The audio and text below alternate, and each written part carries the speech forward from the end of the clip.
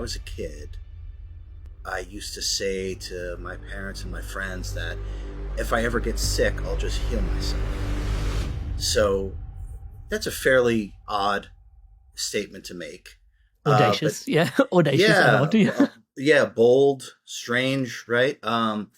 So there was always a knowingness that that is me or within me, however you want to say that. So that was always there, and I think if someone would have asked me, way back when, okay, how does that work? I definitely would not have been able to explain it, but I knew that I knew. So I guess we can now, with that context, we can kind of fast forward.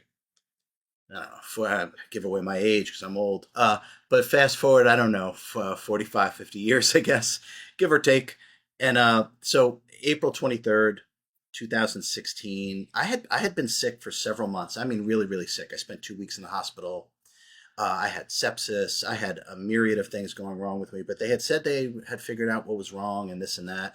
Well, the antibiotics that they were giving me, it didn't work because on April 23rd, 2016, my whole body just shut off. And I actually felt it from my chest down, literally my organs shutting down, just shutting off and everything just going numb. And I was immediately rushed to the hospital. They performed an emergency surgery called a laminectomy, where they shave off part of your vertebrae and then they scrape off the infection that had actually crushed my spine. And as you know, there's MRIs of my spine. You can actually see all this, see the doctor's notes. I woke up from surgery, and the only way to describe it is that I woke up in a state of full remembrance or full knowing, or what we could call authentic cosmic consciousness. And I literally started explaining to the ICU nurse in great detail how I would unparalyze myself, that I would be able to walk unassisted in 100 days, even though I was told it's absolutely impossible with the injury that I had, and that all these issues, all these life-threatening conditions and diseases that I've been diagnosed with, I'll have all of those resolved, and in 100 days, I'll walk unassisted, and everything will be taken care of. And that was filmed, that was documented, and that is exactly what happened. On the 100th day, I was able to walk once again, unassisted. All the signs of all these diseases chronic conditions that I was diagnosed with, not only was the paralysis gone, the issues were resolved. So there's no way to describe it, Amrit, other than a deep, deep remembering of something that you knew that you always knew, but it came back in crystalline clarity about the step by step process of putting a destroyed body back together, as well as what we would call self realization or enlightenment. That it is a metaphysical process that anyone can undergo. And if we want to just draw an analogy, it's kind of like the caterpillar destroying itself in order to become what it really is.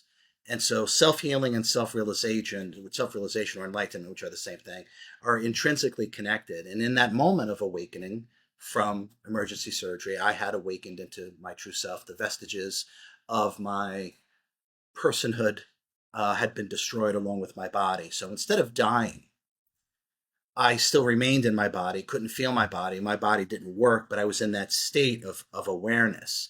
So it came back to me. It wasn't new. It wasn't what people call a download. It wasn't like I was given this information. I knew from the get go how to heal, as I remembered as a kid. I just didn't remember the specifics. So in that moment, it all came back to me. I started explaining how to do it, and obviously I did it. And then I wrote a book on the step by step process, and of course I've helped. I had too many people, thousands and thousands and thousands of people, to overcome the issues that they've had their whole life in ways that they didn't think was possible. Can we bring into the frame in the conversation, and you can help us define these terms, the EMI and the IM, because I think this becomes really important to sort of see which part of you came online and which part of you didn't come online anymore, or didn't not come in line, but like maybe right relationship occurred. What are these two different aspects? And then, yeah, maybe you can explain in those terms, coming out of the surgery, what had shifted.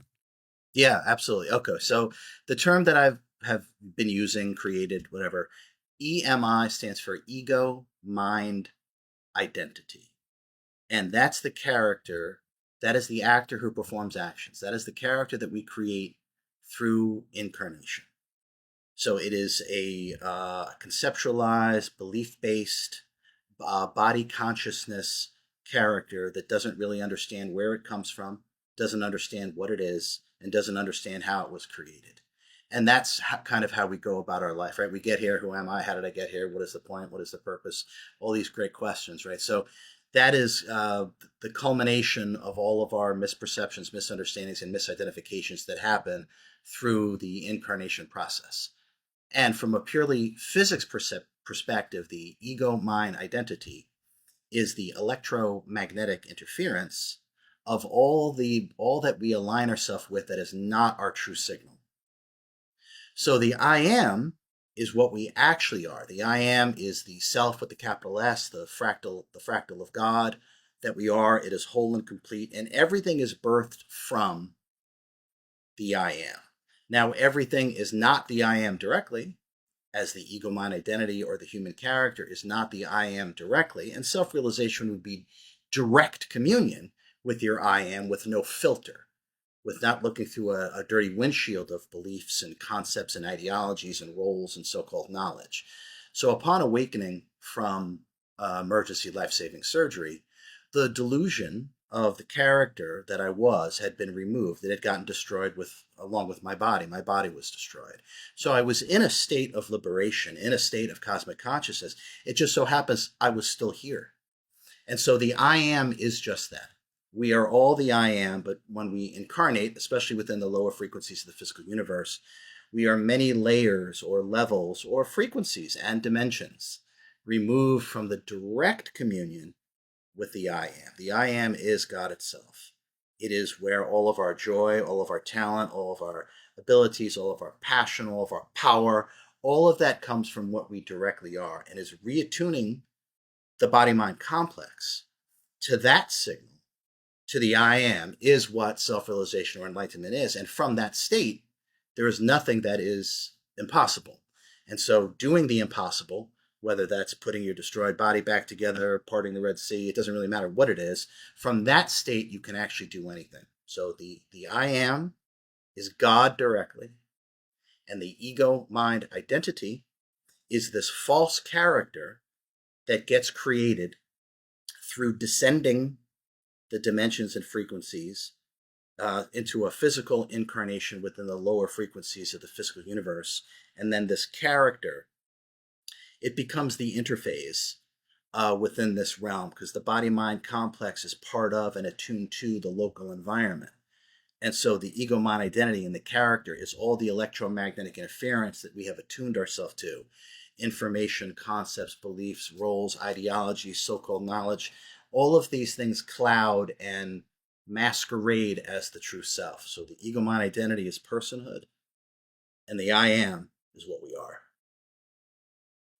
What role does the EMI play then? Because everybody's obviously operating from the EMI majoritarily, and some people are aware of their IM, some people completely oblivious to it. It seems to be that the EMI seems to be this all pervading, all prevailing sort of function. Yeah, it's the mode of communication. Really, it's we communicate one another through our character. It is the interface itself. As I said, the body mind complex is part of and attuned to this environment. This is why when you die, and no one dies, but when you die, this interface stays here and you don't, right? Because this is actually the biological garment that's part of and attuned to this environment. And so we actually identify with the suit itself, right? And then we identify with what the suit produces: thoughts, emotions, sensations. And because we identify with the suit, we identify with the experiences that the body has. And so now we have created a character. Meanwhile, we exist prior to this, and we will exist after this. And so the ego mind identity, the purpose of it is to have the full, what I call the full immersion experience of physical reality, of the lower frequencies of the physical universe. So you temporarily slide into a suit that is literally attuned to and part of this environment. So what it does is it just affords a level and a depth of experience that you can't get otherwise by adorning this biological spacesuit that's literally part of and attuned to physical reality. It's interesting because you also said at where, well, maybe you need to give us some context as I ask this question, if that's okay. But we go through the different yugas and the different ages, and we're 330 years, in your opinion, out of Kali Yuga into the Dwapar Yuga. But you said, and we're in the ascending cycle there, and there's plenty I'm sure you can talk to in there. But you said even there was previous points where you talked about slipping in and out, and actually we could spend a lot more time in a body. It was our relationship with slipping in and out of bodies and EMI was very different in the different ages. In fact, people could live for like sounded like eons. Can you describe some of that, like in the different ages and the yeah? Yeah, so maybe the context is that the fall of man is the fall in frequency. And so humanity used to operate in a much higher frequency. And because of choices that we've made, forces that we are not, from my perspective, not working with properly and optimally, we have descended the frequencies. And so as we descend the frequencies, the analogy I would use is like H2O, right? So when the temperature is coldest or when the frequency is densest, H2O is solid. It's ice, right? And everything sticks to it, right? Okay. So then as the temperature goes up a little bit, or as we start to raise in frequency, that same H2O is now water. So now it's different. It's a different state of being. It's not a solid, right? Everything doesn't stick to it. There's a fluidity to it. There's more of a lightness to it, right? A block of ice is pretty heavy, right?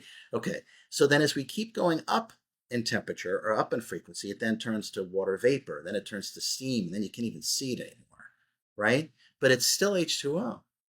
So when we were operating, and it's still the exact same thing. So when we were operating in a much higher frequency, we were able to keep the physical vehicle pure. It wasn't low frequency like ice and everything stuck to it and developed disharmonious energies and disharmonious attachments. So therefore, the body-mind complex could house true divinity, which is the I am, because it remained pure. And when we were existing in much higher frequencies, souls could incarnate into a vehicle and live hundreds of years, actually live thousands of years. So some of those stories in the Bible aren't really stories; they're actually specific accounts of lineage in terms of how long people could live, and that's absolutely true. When you're in a higher state, the body remains pure, and you're able to maintain it. And because we've slid down the frequencies or descended the frequencies, the body becomes heavier and denser. And it's more susceptible to injury. It's more susceptible to illness. It's more susceptible to everything. And this is why we get sick so easily. Why we can be quote unquote the body can demise so easily because of the density of the body itself. So as I was saying a long time ago, that was not the case. But we are clearly availing ourselves of what it's like to descend the frequencies in order to go back up and ascend the frequencies. Why do we descend the frequencies, in your opinion? Well, there's a couple of reasons for that, but I would have to say choice. Now, I don't think humanity in general does not realize that everything is a choice. It doesn't. So the law of freedom is always in effect, always. Now we may say to ourselves, "I don't have a choice," right? But even saying that is a choice. So by saying I don't have a choice, we're actually proving the fact that we start from freedom and we're choosing to limit ourselves by saying I don't have a choice, right? So even that, right, as much as it's a kind of a mind bender, but it's still the truth, right? So Amrit, I would just say we give ourselves, even as a collective, right, we give ourselves certain experiences because there are very specific things that we can learn and evolve from those specific experiences that you can't learn and evolve from a different set of experiences. So we find ourselves here because of choices that we've made, the way that we've decided to operate in response to the environment and in response to the electromagnetic frequency that is always broadcast in the lower frequencies of the physical universe. Now we can, and we are beginning to, and we will once again ascend the frequencies, but we descend based upon choice. Even though we may say, "Well, we didn't have a choice; we were foot." No, nonsense. But now we're starting to realize a different level of consciousness, and that everything is actually a choice. That the law of freedom is eternal and immutable. Even the ability to say that I'm not free proves that you're free to choose to say that you're not free. So the same energy that you use to say I'm not free is the same energy that you would utilize to say that you are free, right? So we gave ourselves this experience out of the choices that we've made, and I believe humanity is starting to realize it can make different choices, and through the different understanding and the different choices, we will get different results. And I think that's about what's happening right now. It's interesting there as well because it seems like metaphysically it is kind of we've chosen this path and it's all our choice. And yet in the day to day, there does seem to be, I wish there was a better way to say this, but seem to be forces which are sort of vying for our attention and sort of, and I mean, there is probably a worthy question in there in terms of how much is that our choice as well versus how much our external influences actually harvesting our attention as we're going through, and what are some of these vices and forces that are doing that to us, and what are their agendas? Oh, okay. That's a, that's a big question, but I would say that the collective consciousness is always working in order to bring about its own evolution, right? And within the collective consciousness, there will be aspects of the consciousness that are, I'll just be very general, that are going to be the bad guys, for lack of a better term, that are going to produce what I call evolutionary tension by pressing down. So the same way a diamond is formed, right? How is a diamond formed? Immense pressure on carbon over billions of years, and all of a sudden there's a diamond, right? Okay, so the I am and evolution kind of works in the same way. For us to pull back our Clark Kent outfit and to realize that we have a Superman costume. So if you see me do this, that's what I'm doing. So we give ourselves these challenges to call upon more of ourselves in order to evolve. So we actually, I know people don't want to hear this, but I don't really care. We call in these forces. We call in the bad guys, and all of us have a choice as to what role we want to play, because the name of the game is evolution. And so even the dark serves the light, but we have to be aware of how this game is played.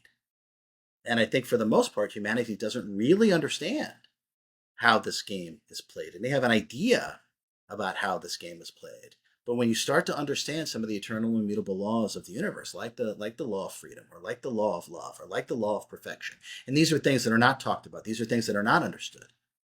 These are the things that I teach in class. When we start to understand how these things really work, we actually start to understand that this game was set up for us to master ourselves through playing this game. And self-mastery is not a moving target that lies outside the self. So when our attention is upon something outside of ourselves, we are distracting ourselves instead of having our attention on and within the I am itself. And when your attention is on and within the I am itself, that's what grows. And that's the key.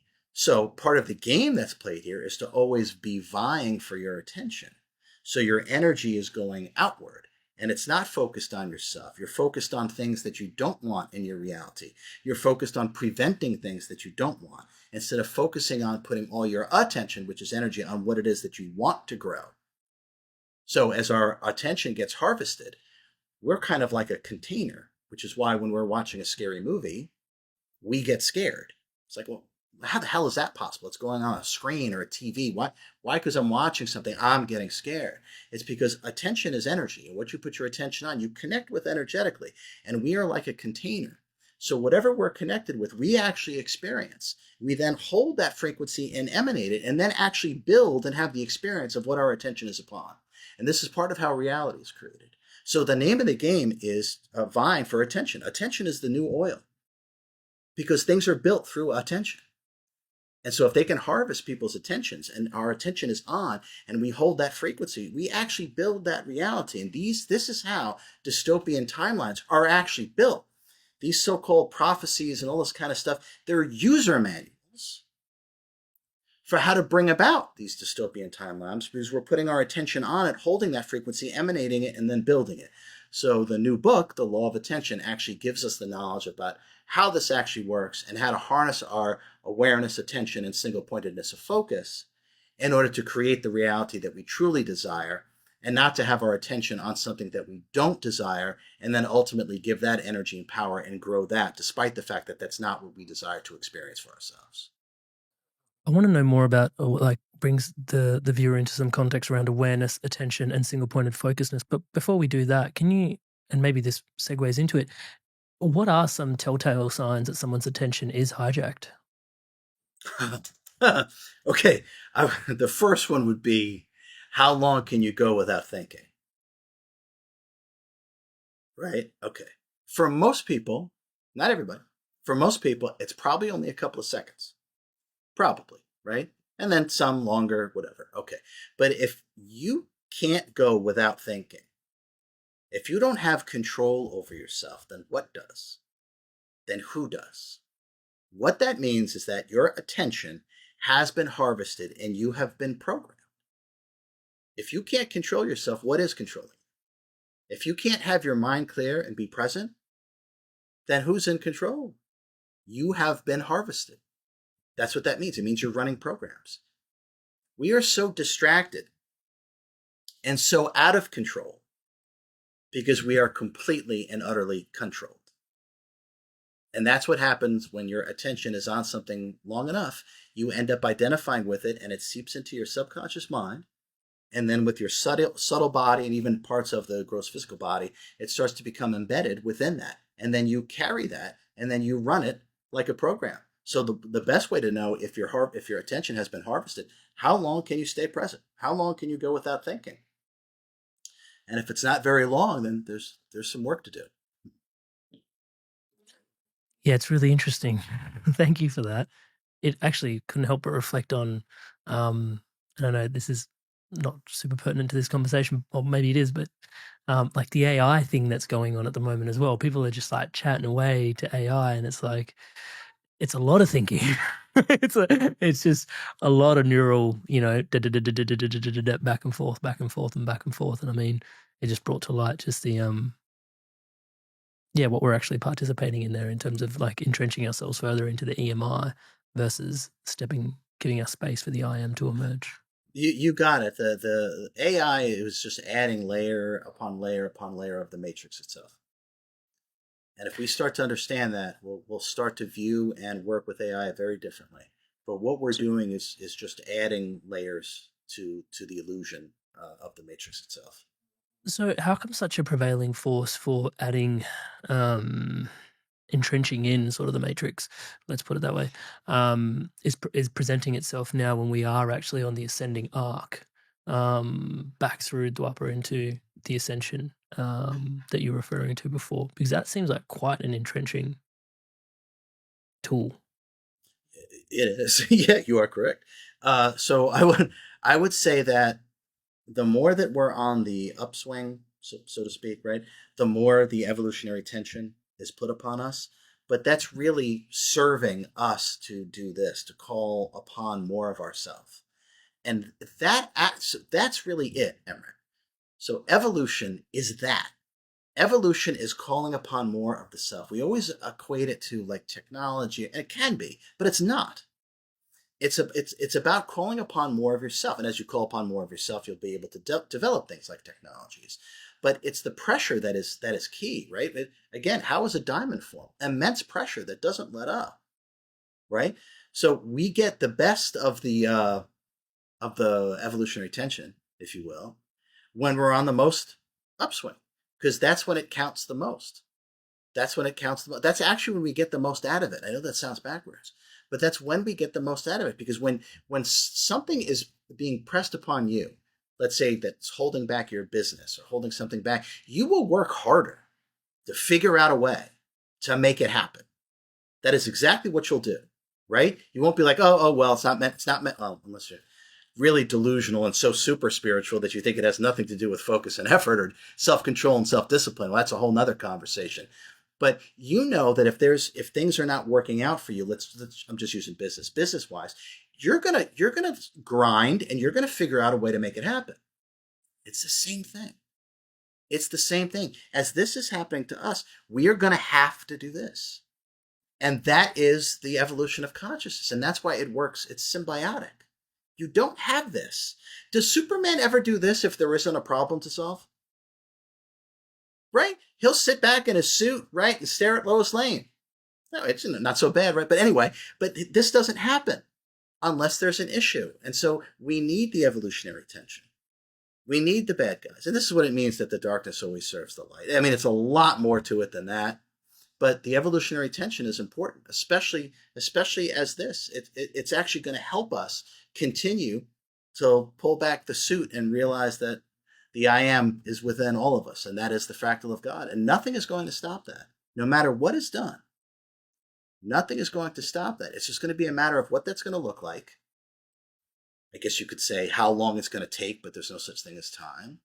And in what way are we going to go about doing this, right? Are we going to go kicking and screaming, right? Are we going to go with all sorts of, we'll even say bloodshed? Are we going to go that way, right? Or are we going to go in a different way? And that is what I mean is that it's always a choice. It's always a choice. So anytime we say I don't have a choice, we don't really realize what it is that we're saying. We don't even realize how free we are to even be able to say that. But without the evolutionary tension, without something going on, Clark Kent never pulls back his suit to reveal Superman.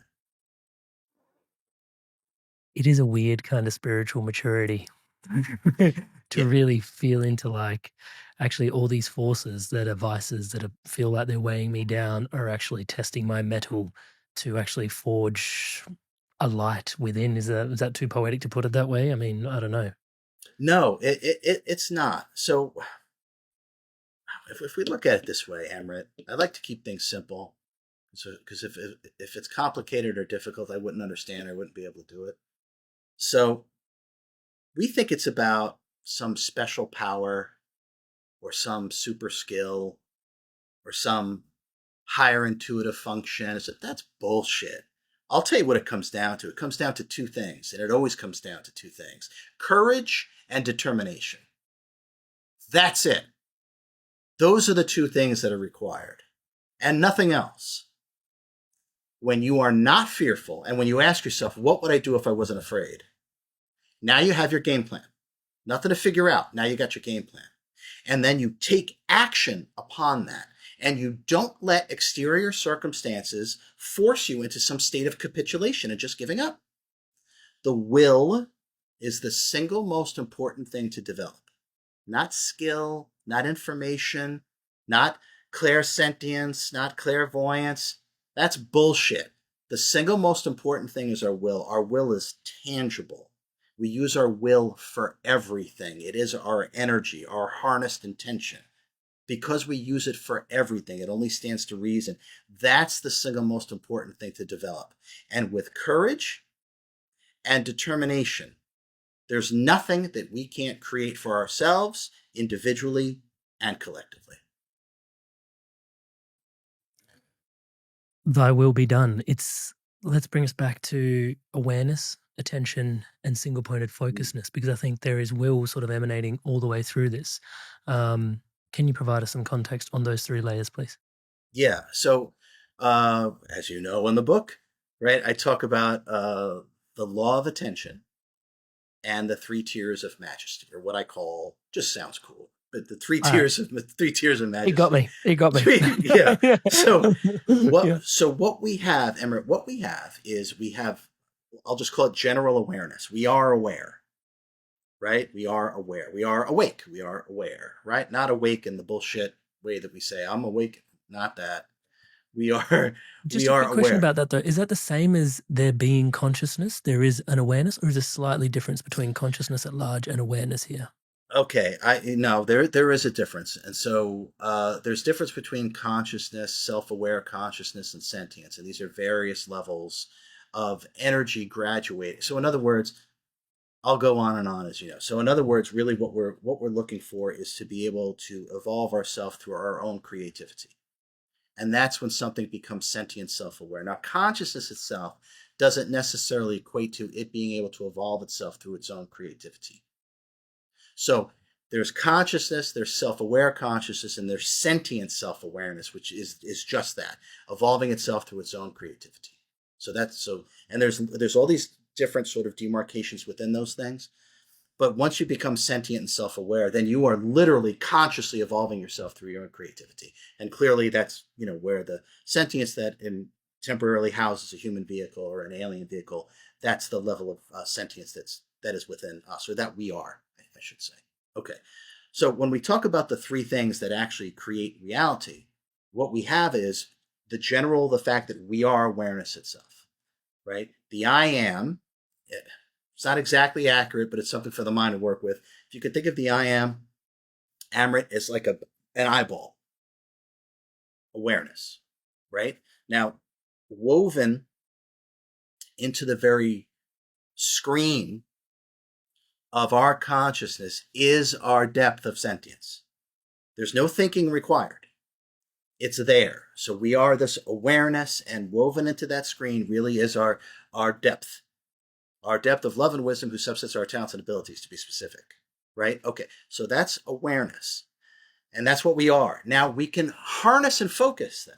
We can harness general awareness to attention, right? Like Amrit, you have my attention.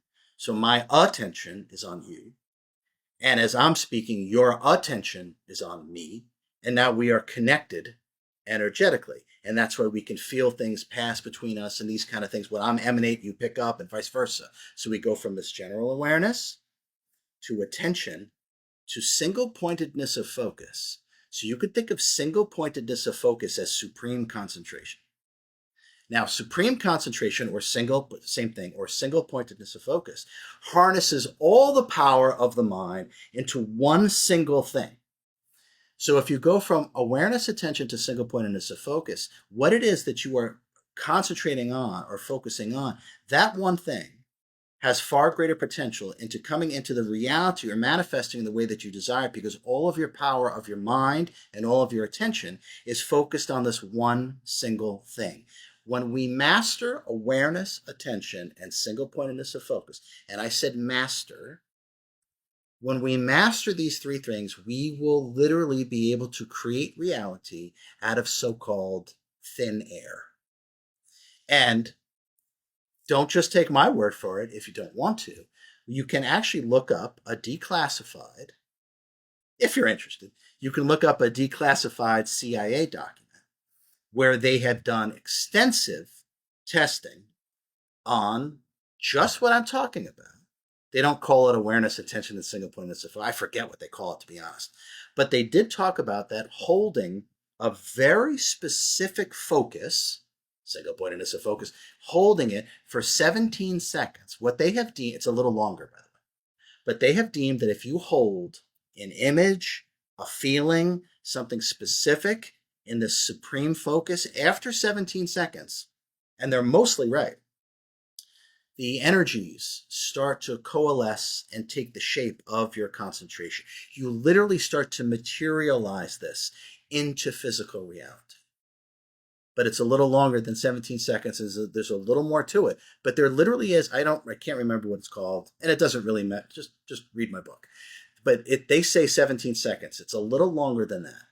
But when we work with that, I think that's chapter 2 or chapter 3, I don't remember, we will actually realize, and it's the truth, we can create reality out of so-called thin air when we understand awareness, attention, and single pointedness of focus. I shouldn't say understand it. When we master it, we'll be able to create reality at will. It goes pretty deep because you, in the book, bring us into this awareness that potentially we even choose, or I think it's put in the way that our inability to master attention is the root cause of death, rebirth, etc., etc. Yeah, Can you literally. unpack that a little bit? Because that Yeah, sounds I intense. can. It is. It is. So I want to think of an analogy that's easier. our attention has been on the idea of life and death, the concepts, and that's all they are, concepts. Consciousness is eternal. Life and death are just concepts. It's really all they are. They only happen in your mind. So, but we have been so focused on so-called death. We've believed in it for so long. Our attention has been on it for so long that we have actually adhered ourselves to it, and we now actually truly believe that that is required. And it's because we don't have control over our attention, our awareness, attention, and single pointedness of focus. That, as an example, just as an example, right? Paramahansa Yogananda, who left his body, he did not die. He left his body at 59 years of age, and he announced to everybody, he was giving a lecture, and he announced to everybody that my time is done. Much more eloquently than I'm saying it, but he announced to everybody, literally in real time, and he wasn't sick and falling down and whatever, right? There was no death process. There was no death process. He said he was done. He was full of gratitude for being here, and I'm finished. And he moved away from the podium, and his body just collapsed, and he completely left his body. Now, they didn't know what to call that. They said he died of a heart attack, but he showed no signs of a heart attack, and his body didn't decompose for a long time. So for him, a supreme being, as the other masters are, a supreme being, he realized his attention is not upon death. His attention is on his own self-mastery, and therefore he transcended death. All he did was leave his body. Saint Germain, the Count of Saint Germain, right? The ageless alchemist.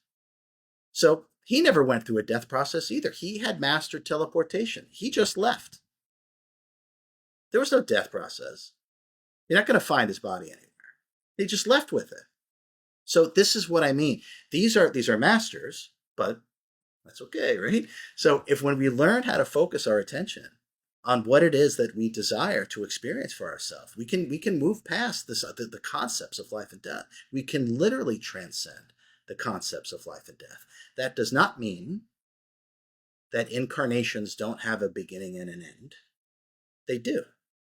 But what this does require is putting our attention on what gives birth to beginnings and endings, just as the ageless alchemist has done and continues to do, and what Paramahansa Yogananda has done, and other masters have also done that. We can all do this, but we have to be working with ourself directly in a very different way. And in order to do that, we have to take our attention away from the fear of death.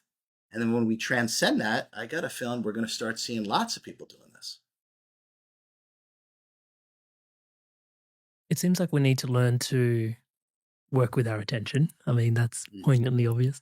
But there's also this, you said will is sort of this underwriting current that we really need to develop.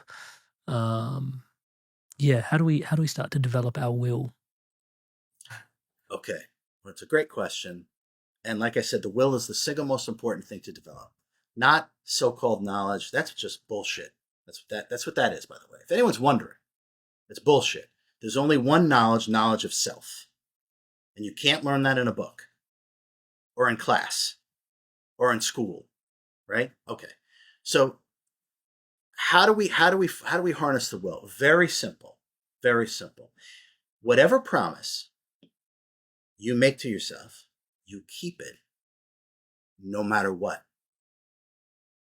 And then you expand upon it. It's so simple. Everything is simple, Amrit.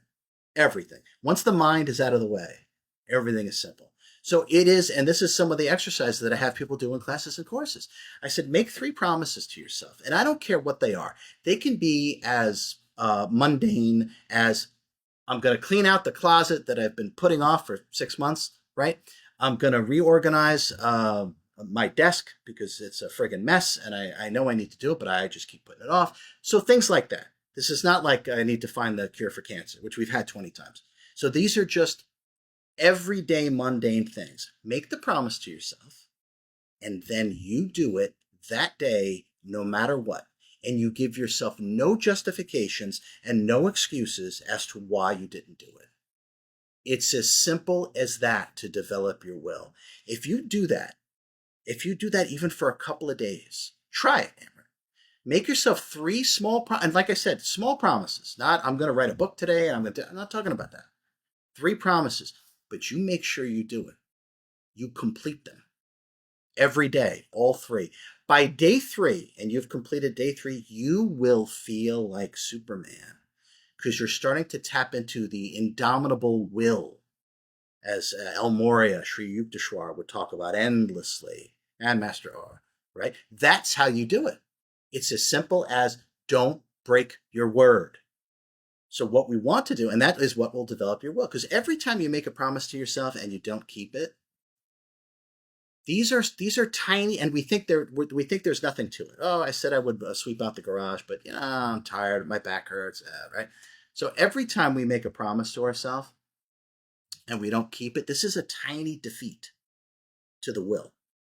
Now, over time, in one case, it seems like it's inconsequential, right? But over time, all these little defeats to your will add up.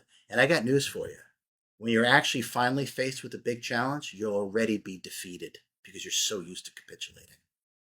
So the simplest thing, start with three things, very mundane, complete them on that day, no matter what. Then do it the next day, and then do it the next day, and watch the tangible feeling of your own power will be back in your hand. And it's as simple as following through on the promises that you make to yourself.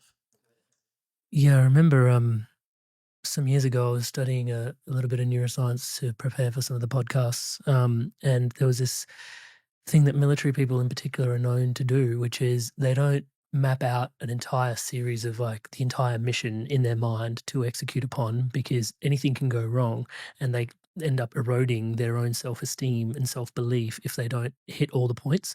So their day to day when they retire is make myself a glass of orange juice, go sit down, have the glass of orange juice, read the paper, and they'll read the paper. And I remember at that time, I was like, having a tough time going to the gym all the time and stuff like that. And I had to go through this process of like, stop saying you'll go to the gym and just start there. Like, just start there, just stop, which is counterintuitive because there almost seems to be this will, which kind of is like, come on, this is good for you, get going and stuff like this, right? Touch wood. Then we feel like it's coming from a good place, but actually in some, well, to the point in this conversation, it's doing more harm than good, those broken promises to the self. Yeah, and then you no longer can depend upon yourself. And if you can't depend upon yourself, you're defeated, you're lost. And that's what this is about. We want to become the one person that everyone can count on, starting with yourself.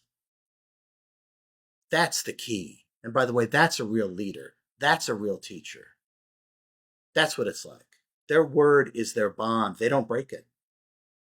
And if we start doing this with ourselves, the success, whatever your definition of success is, doesn't matter. I think it's personal happiness. But whatever your definition of success is, if you have developed your will, it will carry you through any circumstance. It makes your soul more pliable and more adaptable to any circumstance. So, like I said, it doesn't matter what the challenge is. You're used to succeeding. You're used to following through because it doesn't matter how you start. It only matters how you finish. And it's the will is what gives you the ability to finish. Not to start 10,000 things and finish none of them, feel like shit about yourself, and that then just bleeds into every aspect of your life, and then you can't even count on yourself. And if you can't count on yourself, and if your word means nothing, then you're nothing. And that's why this is so important. That's why a long time ago we didn't have contracts. We didn't have anything like that because we operated more in the way that I'm talking about. Your word meant everything. We didn't need to sign a piece of paper. You gave your word to somebody. That was it. That was it. And by the way, that's the greatest thing my earthly father taught me in this life. We didn't have the best relationship. That is for sure. But if my dad said he was going to do something, oh, for fuck's sake, he would absolutely do it. I knew when he said, hey, son, I'll be there. I'll pick you up. I'll be there. Or if he said, you know what? Don't worry about it. I'll take care of that for you. He meant it. And I could count on him 100%. That's the single greatest gift I feel my father has given me. If I say something, I'm going to do it. Period. So I can count on myself. And what that means is those around me can count on me as well. It goes pretty deep in the Eastern traditions as well because there's three different types of karma, and verbal, like it like is momentary karma that we accrue all the time. by saying things, and we're actually setting off all different courses of actions just through words. And this is why a lot of I imagine this is part of why a lot of the yogis take these vows of silence, because they're just trying to wipe their hands clean of some of the karma that's being generated, right? To just not have to participate in at least one of the limbs of karma. Well, okay, I think karma is 100% truth in that, and I'll talk about it for a second. Karma is not exactly that. That's a word that we are using without total tangible clarity as to what that is. Karma is addiction or attachment to things, right? So a karmic cycle happens, or the samsara, or this wheel of keep doing. The reason why we can get stuck is because we're sticking ourselves, I guess, or getting ourselves stuck.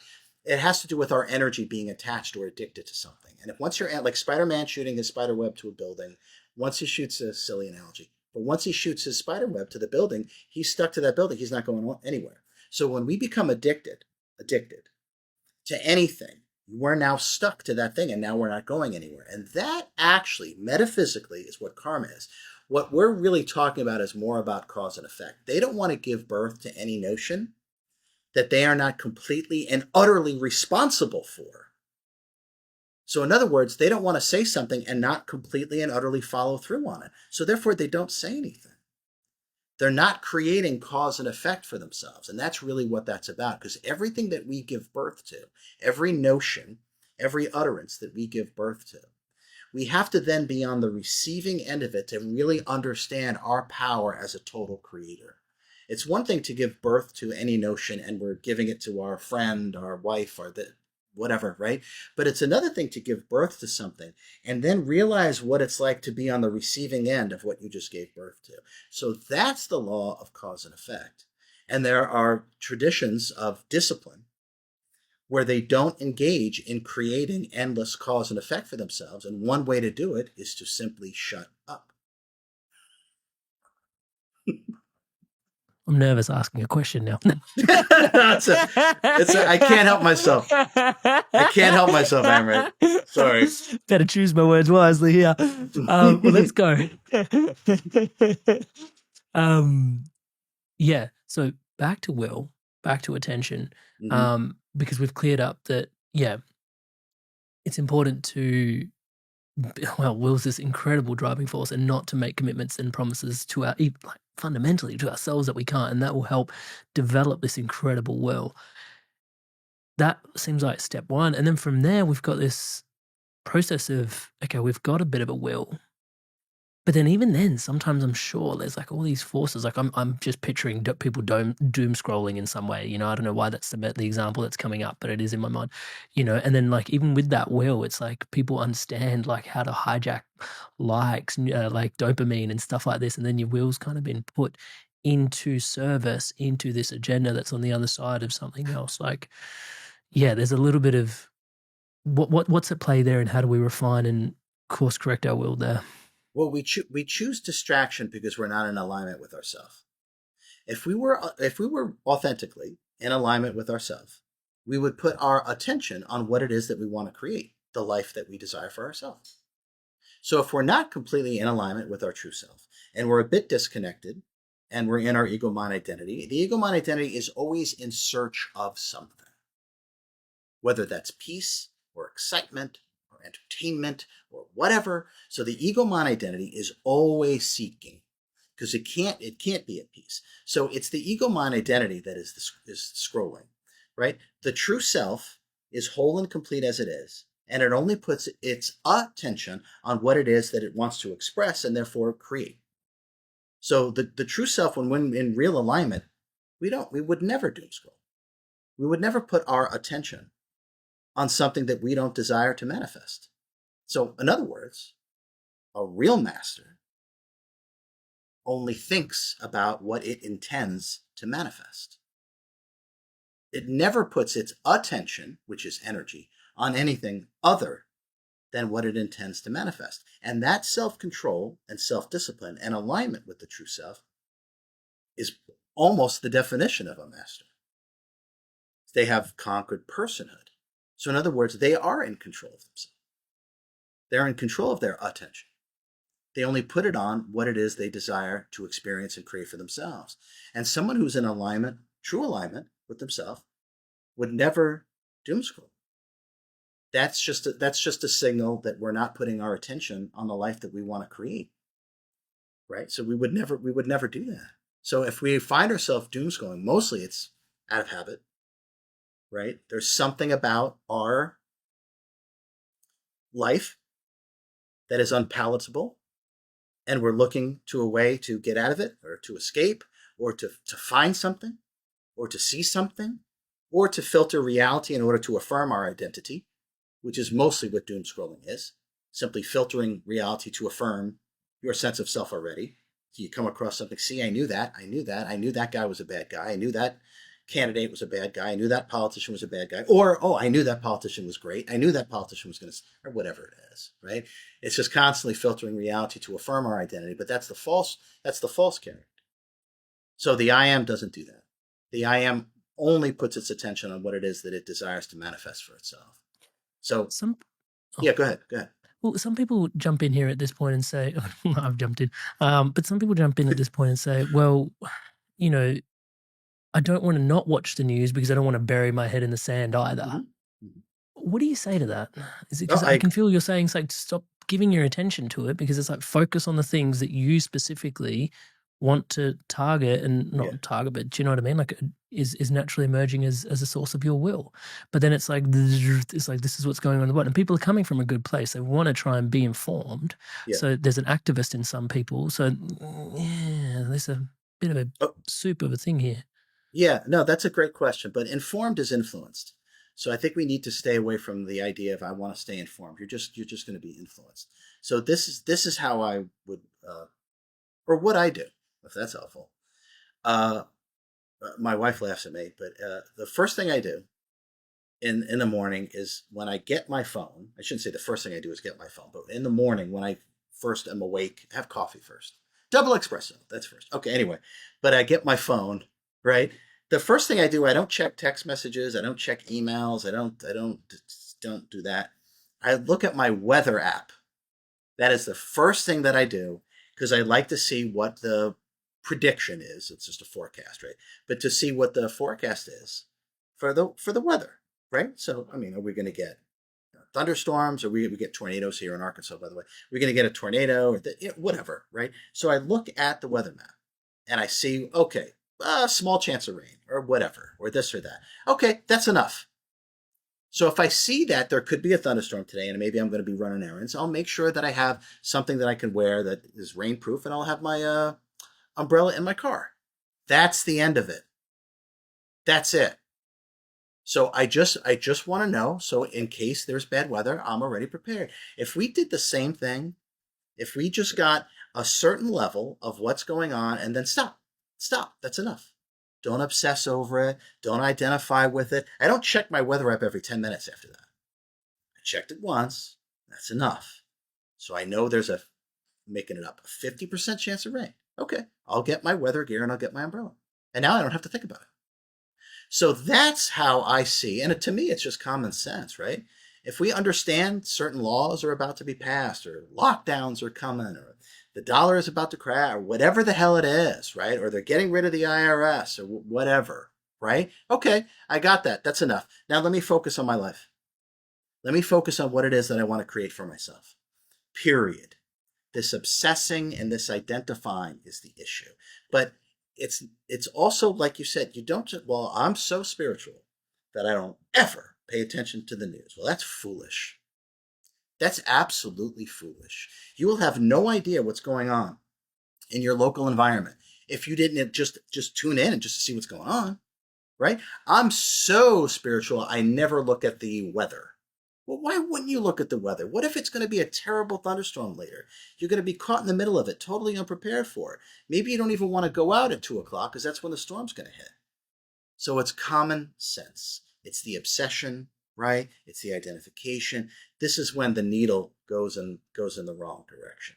We want to put our attention on what it is that we want to grow. At the same time, we want to be aware of what is going on in our local environment, because if we don't, it'll be to our own detriment. And that's really what that's about. It's just common sense. There's a piece in there for me which I've been leaning into when people do ask me this question.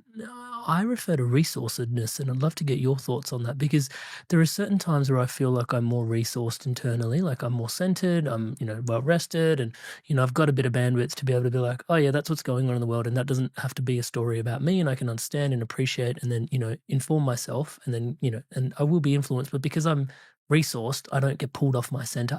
Do you know what I mean? As opposed to there are times where I'm tired and I've got young kids and there's a lot going on, touch wood, on that front at times, and it's just like actually I don't have the bandwidth to just tune into that right now because taking on that at the moment is just it's actually I'm vulnerable, not so vulnerable, but like I'm vulnerable to coming off my center by like going, oh, really like going, what's going on in that part of the world? Wow, and it's like actually is that really what so I lean into this conversation sometimes around resourcedness for an individual in terms of where they can expend a little bit of extra attention or not. I mean, in this conversation, I'm conscious that attention is really sacred currency, is really what is at the heart of it.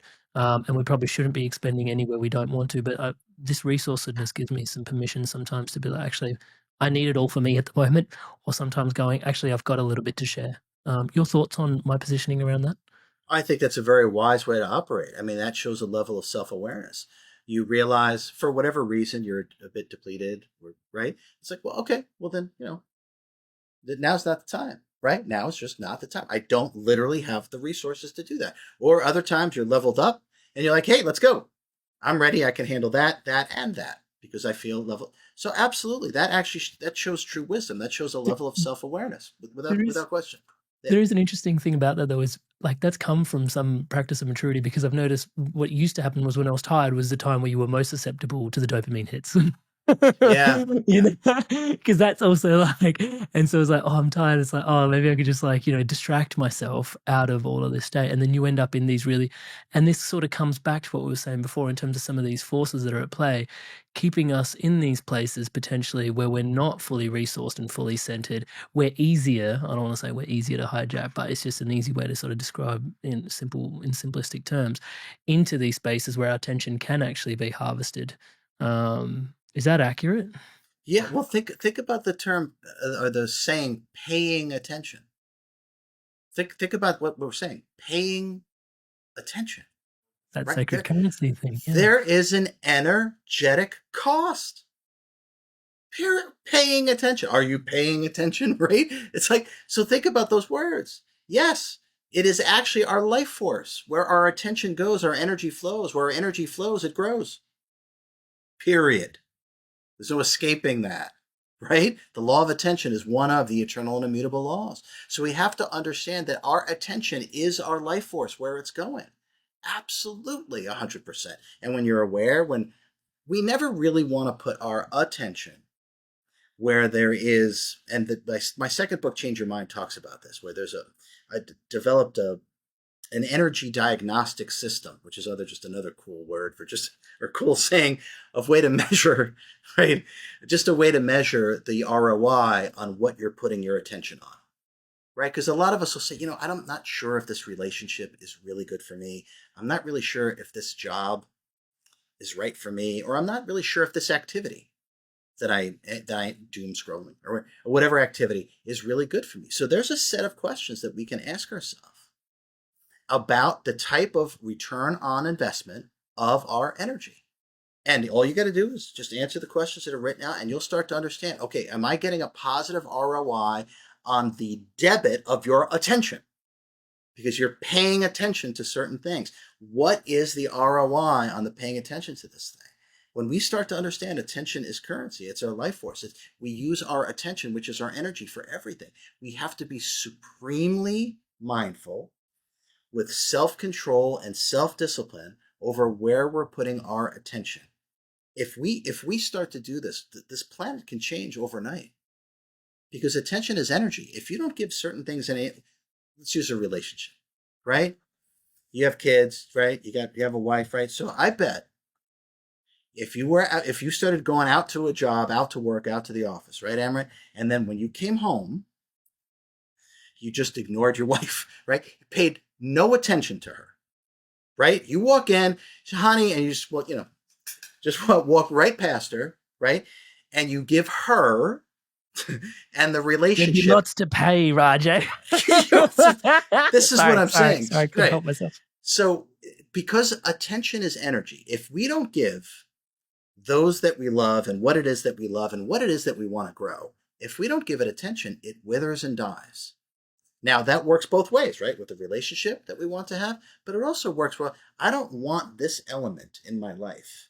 Whatever that element is, or this person, or that element, or whatever it is, take your attention off of it. If it doesn't get your attention, it's not getting any energy. It can't be sustained. Eventually, it will wither and die. Now, take this further with your own personhood, your own ego, mind, identity, and how that relates to meditation. The I am is meditation. So, if we remove putting attention on the thoughts and the emotions and the story that we keep telling ourselves over and over again, and we stay present, and you could think of staying present as just simply being in meditation, simply being present. If you do that long enough, guess what? Your ego, mind, identity will wither and die. So it works for everything. Attention is the key. That's why I wrote a whole book on it, because it's so important. We don't really realize how powerful it is. Attention is energy. So put your attention on what it is that you want to grow, but don't take your attention away from everything to your own detriment. And that's why I use the analogy. Just check the weather, right? Is there going to be a tornado today? Like, just be aware. And after you know, that's enough. Now move on. And it's the same thing with world events. Never occupy your mind with something that you can't control. So why would we occupy our mind? It's like, okay, it could rain. I'll just bring my jacket and I'll get my umbrella. I'm done now. I'm done with it. I don't have to put any more attention on it, right? And if we just start to apply that and put all of our attention, all of our focus on ourself and not our story, this is what grows. The I am unfolds. And the I am unfolding is the evolution of consciousness itself. This dropped in for me a little earlier in the conversation. I was hoping to get it corrected a little bit, if it needed correction. It seems like the will is actually a faculty of the I am in many ways, and attention is actually like a lens within the EMI where we can learn to sort of orient the will. Am I getting it right, or am I off by a degree or two? Okay, you're right there. Okay, so let's look at it this way, without me going on and on, which is really hard for me to do. Okay, so remember I said, think of the I am as an eyeball, right? Which is not true, but it works as something for the mind to work with. Okay, so the I am is awareness, right? And then woven into the very screen of your awareness literally is your depth.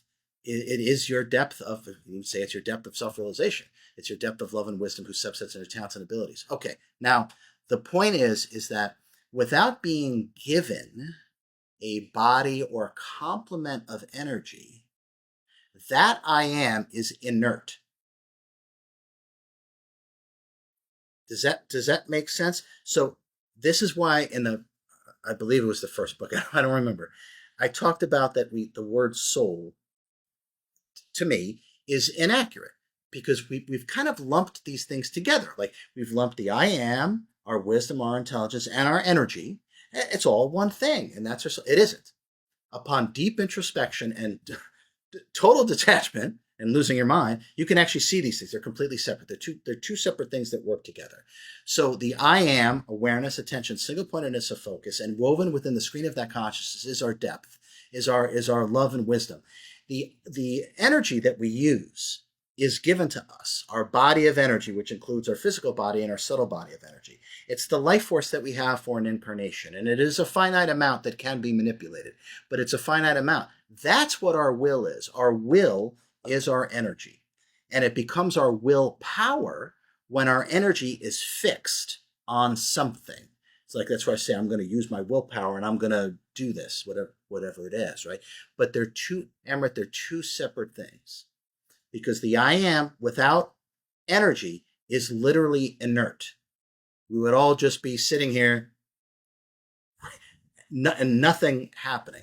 So it's the energy that can be commanded by the I am, by the sentience, but they are two separate things. And this also helps us not identify with the physical body and with experiences and with phenomena like thoughts, emotions, bodily sensations. It's very easy to start to see these things as separate when we understand the truth. Therefore, we won't identify with every thought because, well, that's me. I'm the energy and I'm the this. No, no, it's not. It's not true, right? So the I am is the awareness and the depth, and it's given a body of energy and a subtle body of energy, and then the life force that we have to actually create with. So they're two different things, but the key is to be able to attune this body mind, right? Not to the electromagnetic interference that's out here, the beliefs, the concepts, the ideologies, the information, right? And just being pulled in every single direction. The key is to attune this body mind directly to who and what you are. And now what's happening? You have complete command of the physical body and your subtle body of energy and your life force to be in tune with who and what you actually are. Now this matrix has no effect on you.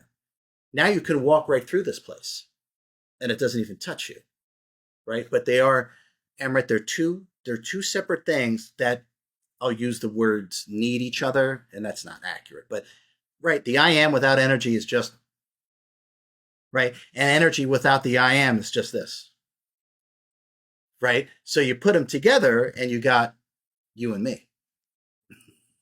Brilliant. Thank you for that. Yeah, Sure. it's quite the masculine and feminine dance as well. It's almost like you've got this attention. I see it as like this circular sort of thing, and there's got this drive and this. Yeah, it's really really beautiful. Thank you so much for that.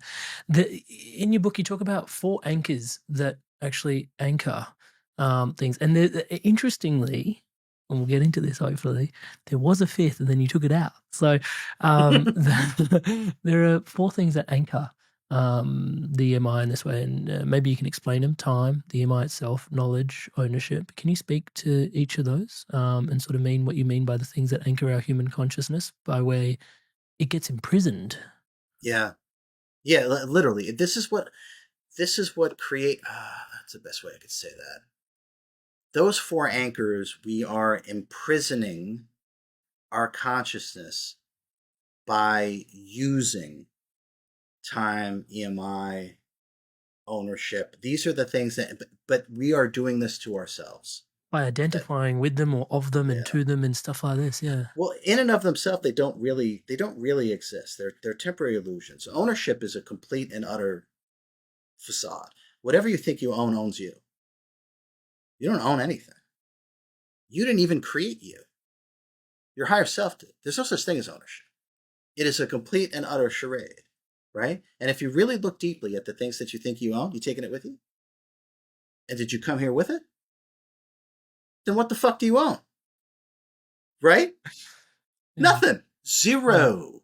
Zero, right? So ownership, my friend, right? It doesn't exist. If we look deeply at these things, and I have, ownership doesn't exist, right? Time. Let's look at time, right? Time, it's thinking that creates the illusion of time and the delusion of knowledge. And it's through thought that humanity locks itself in time. If you took out, I know this is bizarre, but it's still true.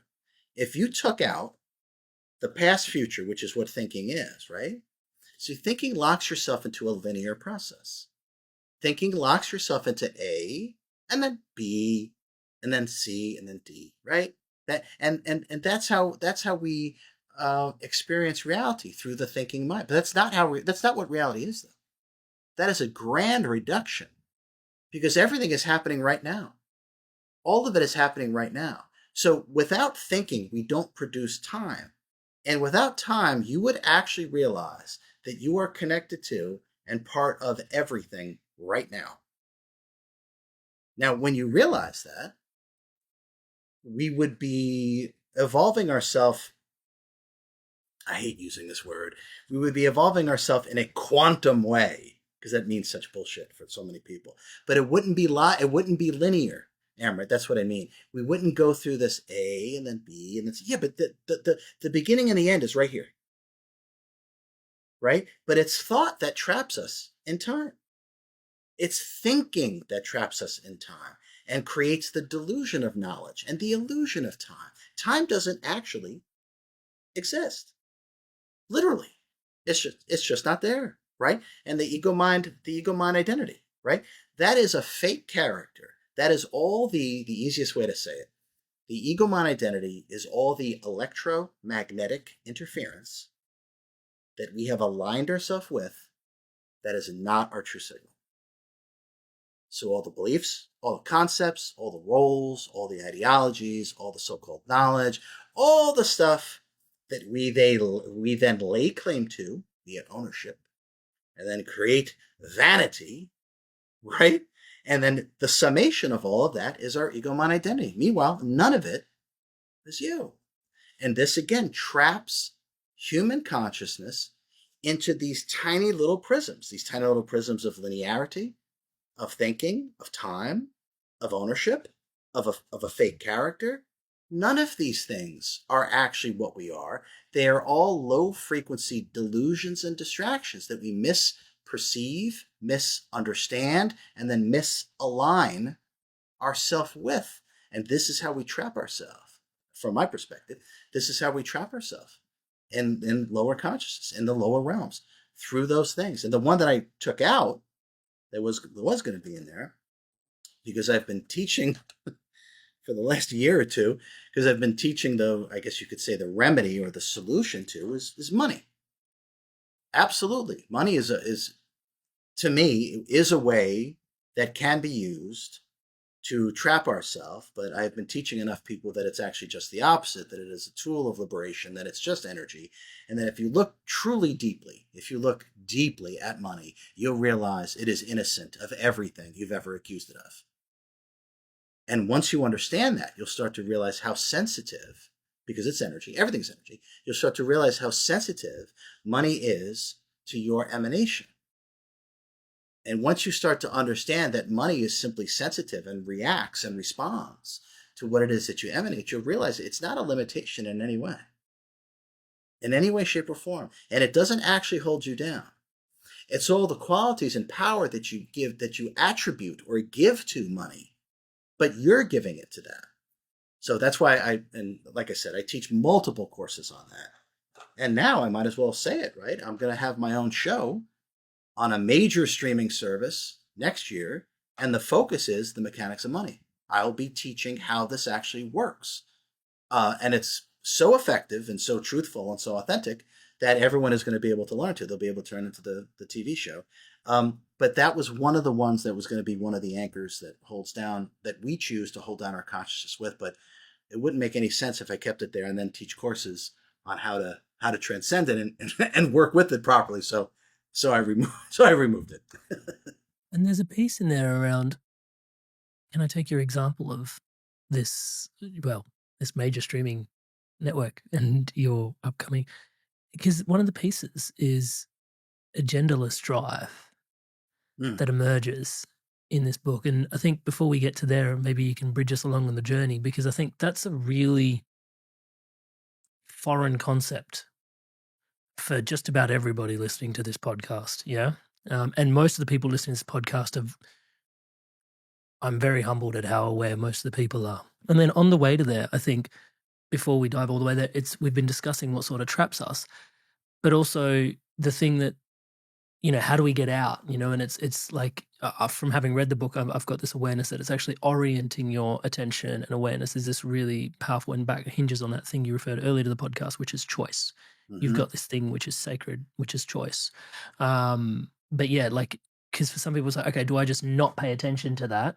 Which is one way of going about it, but actually you're always going to be paying attention to something, it seems like, right? Maybe you can speak to the antidote in terms of what is it that we focus on, and then this agendaless drive, because then it's like you're paying attention, but then, yeah, I mean, there's this part which really got me, is like you lumped distractions, cravings, addictions, and goals and achievements together in them. So I know that's like a really big Amrit style question, just lumped over the fence to RJ, but do you mind me chucking that grenade at you? And you could just sort of unpack and put all the pieces back together for us? Yeah, that's part of why I love you, Amrit. Okay. So, because I don't do interviews anymore, as you know. So I know, I honestly, and thank you so much. I feel really honored that you agreed to be here. Thank you. No, you're genuine. That's why I'm doing this, because you're genuine. Okay. So, all right, yeah, there was a lot there. Okay. So Okay, yeah. So so this agendaless drive, yeah, this is like it's like well that doesn't make any fucking sense. Agendaless drive, right? Oh, okay.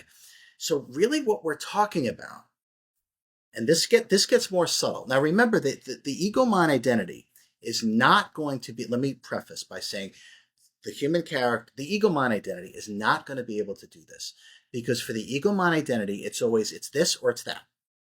It's right or it's wrong. It's black or it's right. It's good or it's bad. Da, da, da, da, da, right? It can never hold two seemingly contradictory truths at the same time. It can't. It's always this or that. And this is the whole duality and dualistic nature of the conditioned mind. Okay. Well, the self, the I am, is everything. It can hold a million different simultaneous truths at the same time and have no problem with it because it is everything. And that's why I'm saying what we're about to talk about, the ego mind identity cannot do. But I don't write these books and I don't incarnate on earth for the ego mind identity. I incarnate for the exact opposite reason. Okay.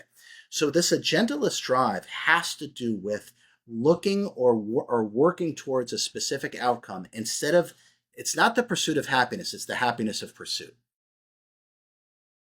So let that land for a second. Okay. So that kind of says it all, but I'll explain anyway. So it's not the pursuit of happiness, it's the happiness of pursuit. Okay. So in other words, we have some kind of desire, a wish, desire, right? Okay. Uh, I write books, so I'll just use that as an example, right? Okay. So I desire, I'm going to write another book, right? Whatever. Okay. So what I do is I just allow that flow to take over, and I'm not looking for an outcome.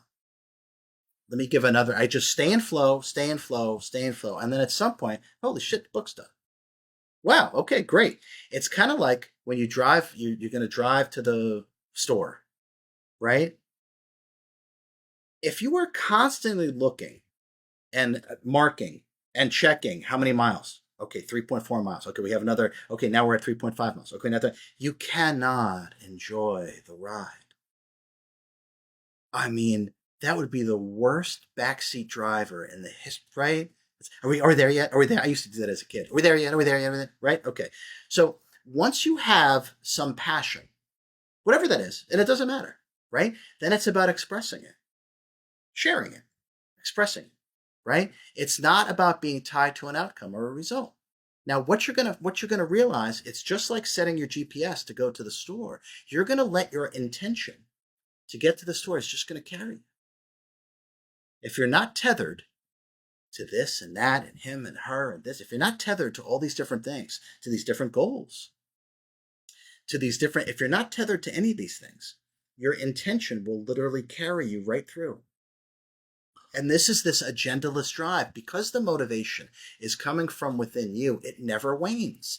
When our motivation is derived from something outside of ourselves, it's not predictable.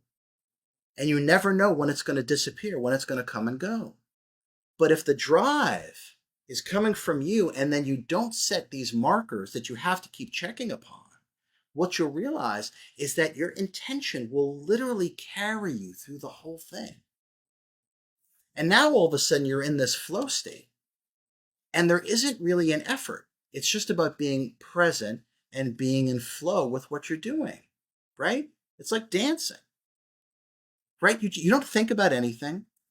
It's not really an effort. You don't, it's like if I do this and do this, wait, what's my next one? Wait, I have a goal to be able to move both my arms at the same time when I'm dancing. So wait a minute, time out. Let me focus on this. Let me map this out because I need the how, I need the when, I need the. No one fucking does that, right? Don't do that with your life. Don't do that with your life. Watch what happens. Watch this effortless flow, this ability to create without limitations because it's not contingent upon an outcome. It's not the pursuit of happiness. It's the happiness of pursuit. And when we reverse that, we'll actually start to experience what I'm talking about. This is this agendaless drive. This is how you're able to stay in flow and not wane. It's always there. It's not about, okay, now it's this, and now it's this, and now it's this, now it's this. Those things just come and go. I haven't celebrated a milestone. I don't remember the last time I did. And there have been lots of milestones achieved. First off, not dying. was one of them, right? That was one, right? Walking and, and then writing books and bestsellers and blah, blah, blah, right? I don't celebrate those things. It's not, I don't ignore them or I don't pretend they're not occurring. I'm aware that they are occurring. But But no this, pomp, no pomp required. no, it's just this flow. It's just this flow, and the markers, the achievements. These are the things that actually stop flow. And as I know you're that's as yeah, I can feel people's EMIs quaking in their boots as yeah, you're yeah, saying and describing this flow. yeah. Like, Well, guys. there's an Amrit. There's another way to say this that will really piss people off. Okay, and I used to say this all the time. So we probably shouldn't mention it then. You're right. We're definitely gonna Right. go there. Sorry. Yeah. So let's get ready to be triggered, right? So, okay. So this is a trigger warning. Okay. I used to say this. I stopped saying it. Then every now and then I'll bring it back. But it's right in line. This is the truth. Okay. Whether we want to see it, recognize it, work with it or not, that's up to everybody else. Planning is for cowards. Planning is for cowards. Now, that's heavy. Now, I'm not saying that if you're going to have a vacation, don't we all look for ways to say, wait, but what about this, RJ? I got you with this one. I'm not talking about you want to take a vacation with your wife and kids that you don't call the airline and plan a week ahead of time. That's not what I'm saying. I'm not saying that. But what I'm saying is if you're mapping out everything, right, you are actually confining everything. You're confining yourself. So it's kind of like just have this passion, have this determination, right? Follow your intention. Forget the how is none of your business. Let the universe provide it for you. And this is what I mean about planning is for cowards. It shows a true lack of direct connection with the self, which means a direct connection in faith. I'm not talking about belief. I'm not talking Oh, about can we talk belief. about that, please? Can we talk about that, please? Yeah, Because thoughts, beliefs, and faith. Oh my God. Can we? Sorry. yeah, Can we yeah, please yeah. talk about that? Well, those things don't. So faith and belief don't have anything to do with each other. I realize we use them interchangeably, but that's because we don't have a tangible metaphysical understanding of what those words mean. Okay, belief, right? A belief by definition is anything whose landing spot lies outside of yourself. For example, I believe in a heaven out there. There's nothing outside of yourself. There's nothing outside of the self. There's nothing outside of your consciousness. Beliefs, by their very metaphysical definition, are completely and utterly disempowering because the energy is leaving you into something out there that doesn't even exist, into an out there where there's only here now. So beliefs are disempowering. Beliefs are for children.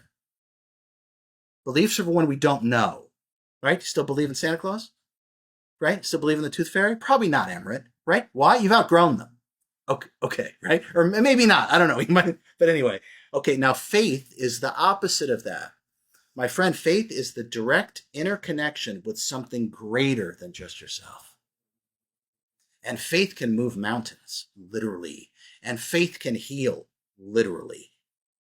So faith and belief have nothing to do with each other.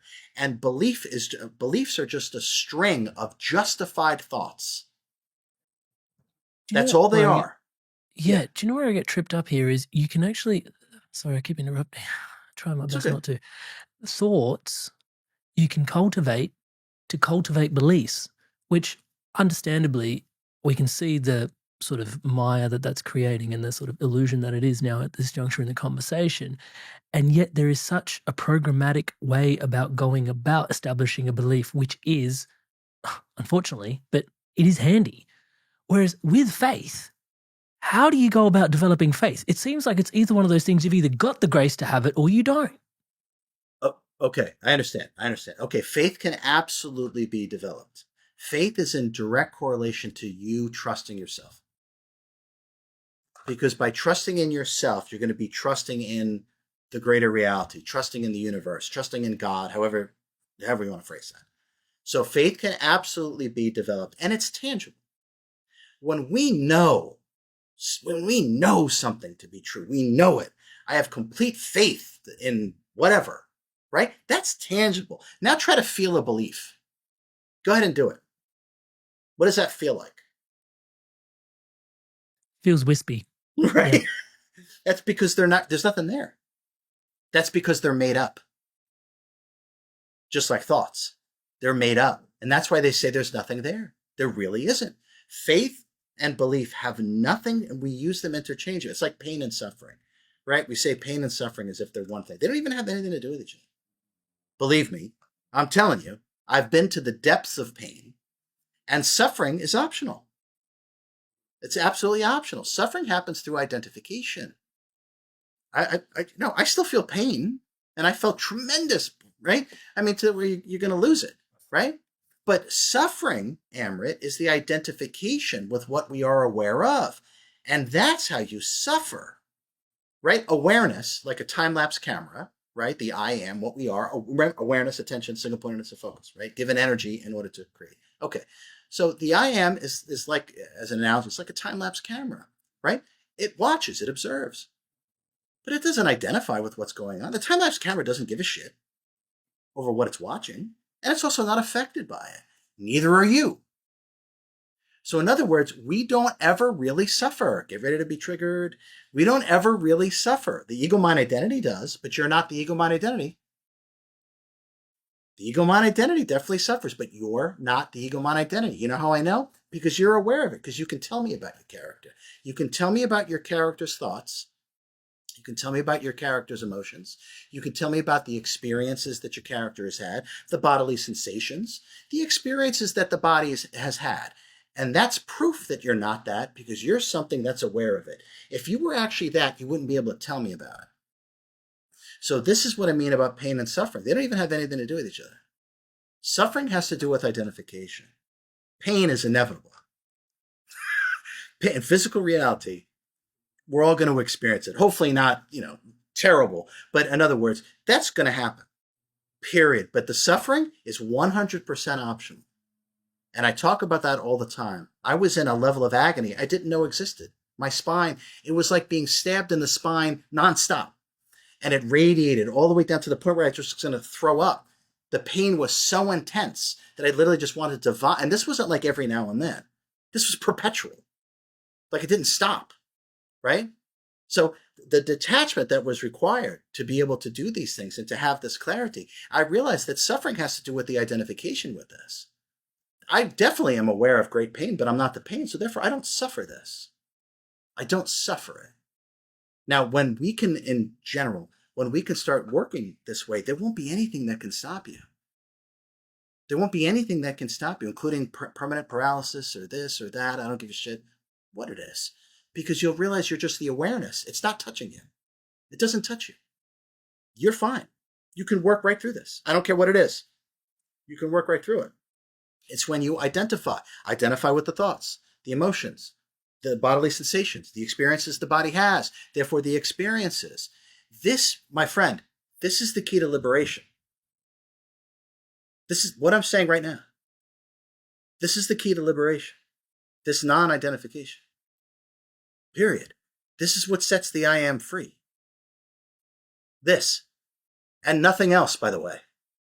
Not some magical bullshit. We're going into 5D and the Galactic Federation will do it and all this other garbage, right? It's always self-mastery. That's what does it. And by embodying what it is that you and I are talking about, having the mental knowledge of it is useless. It's absolutely useless. The only thing that causes change and transformation is action. That's it. And nothing else. You can understand the mysteries of the universe if you like. And anyway, you can understand the mysteries of the universe if you like, but if you don't take different actions, your life will never change. Never. And you could actually have all the mysteries of the universe solved in your own mind. But if you don't take different actions than you did yesterday, your life will be exactly the same. This is the trap of mentalizing our existence. This is the trap. And this also has to do with attention and being distracted. So they've made it so. Instead of taking action, our goal is to mentally understand. So we'll spend lifetime after lifetime and all this stuff going on just trying to mentally understand what is really happening. That isn't going to change anything. It's the actions that we take. So they distract you by information because you've been told that the key is to mentally understand. But just by mentally understanding, you're still paralyzed. You haven't taken any actions.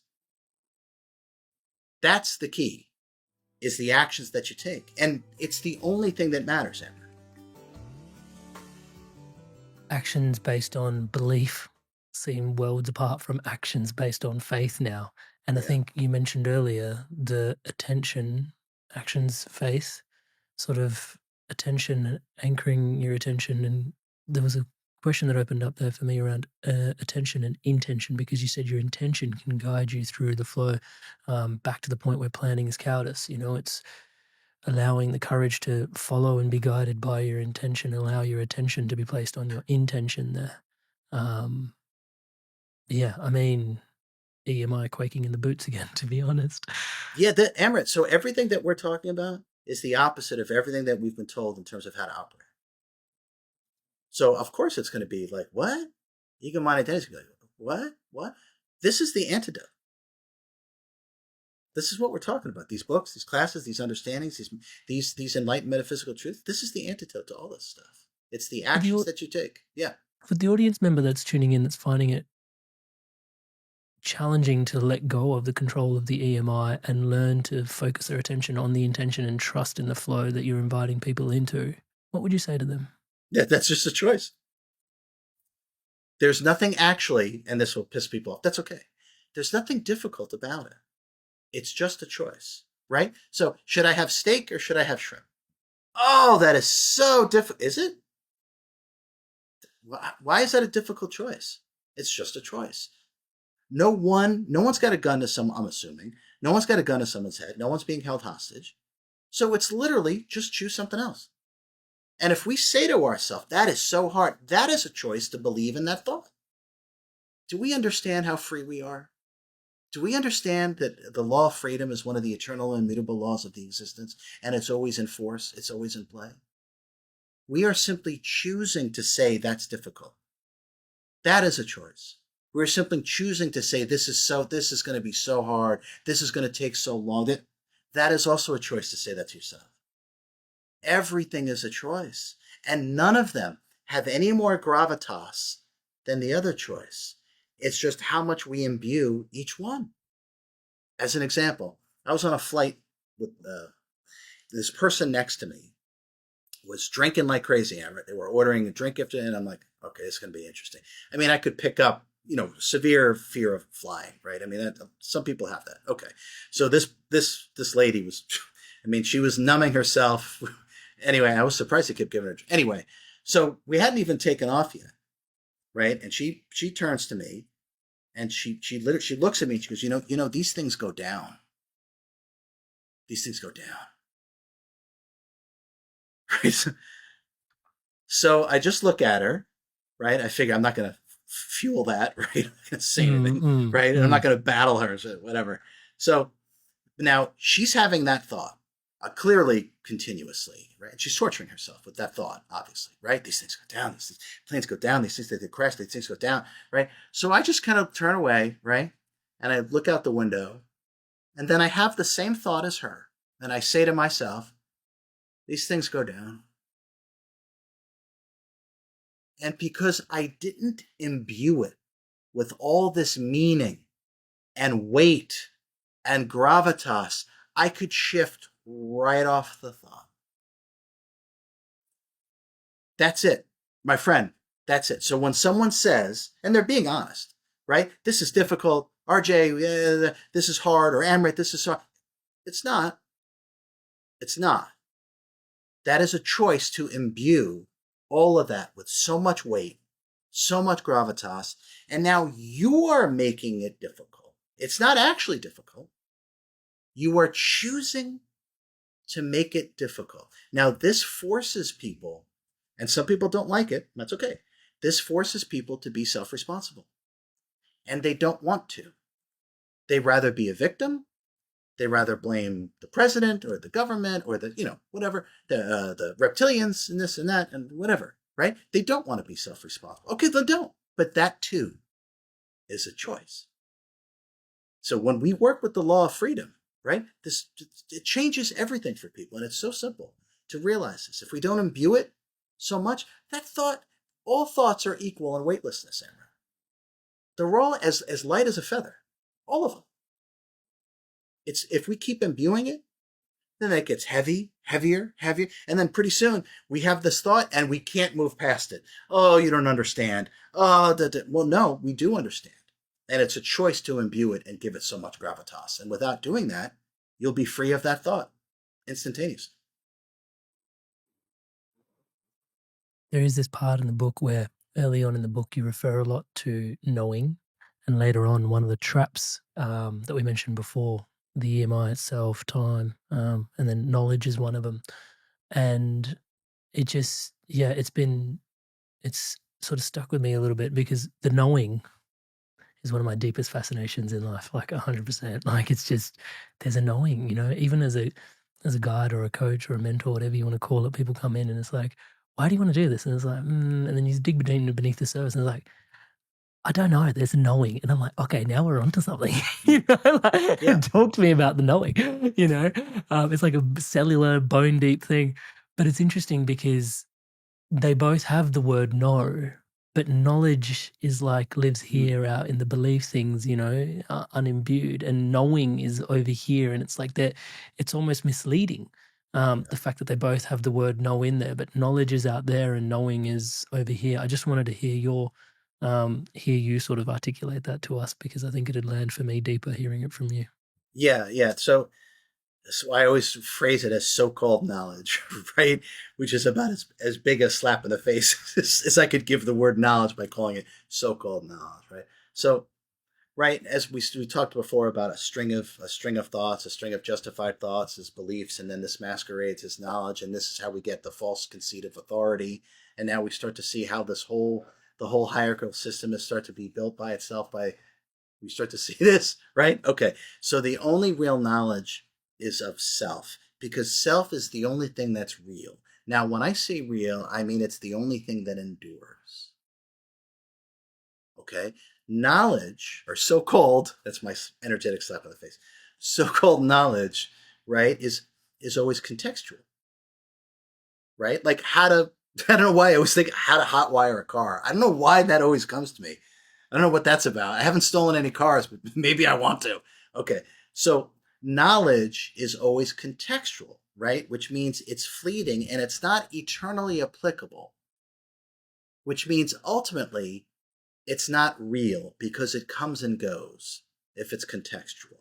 Knowledge of self or gnosis is what wisdom is, and that always applies because it's not contextual, because it is what is. And that's why I say that the only real knowledge is knowledge of self, because self is the only thing that's real. Everything else comes and goes. And it's our putting our attention on so called knowledge will only actually increase our personhood, which is really our ego mind identity, which is really this transient character that we have misaligned ourselves with, the electromagnetic interference that actually builds itself from so called knowledge, right? The ego mind identity is AI. The ego mind identity is artificial intelligence. It's not real intelligence. Real intelligence is intuition, and real intuition is knowing. And that's exactly what AI isn't.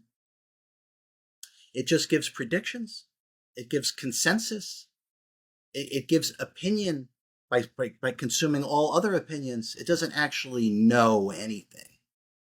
Just like your conditioned mind, which is always ravenous for information, so called knowledge, ravenous for more and more and more. Why? It doesn't know anything. It doesn't know anything. Now, the self knows. Now, the key is to be connected to the inner knowingness. And this knowingness flows to you on the river of intuition and it wafts up and informs your mind. And then that's how you know. So we've reversed the process. Instead of reaching out for so called knowledge, right? We're doing the exact opposite. We're going within and letting this knowledge of self waft up.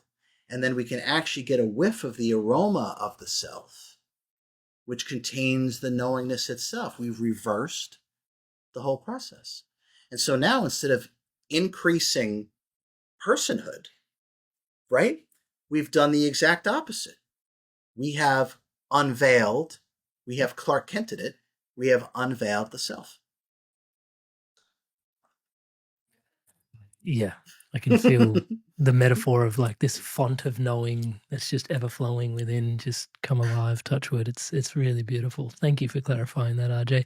Sure. The it'd be remiss of me to sort of, as we're coming drawing to a close on this podcast, which is always a sadness with you.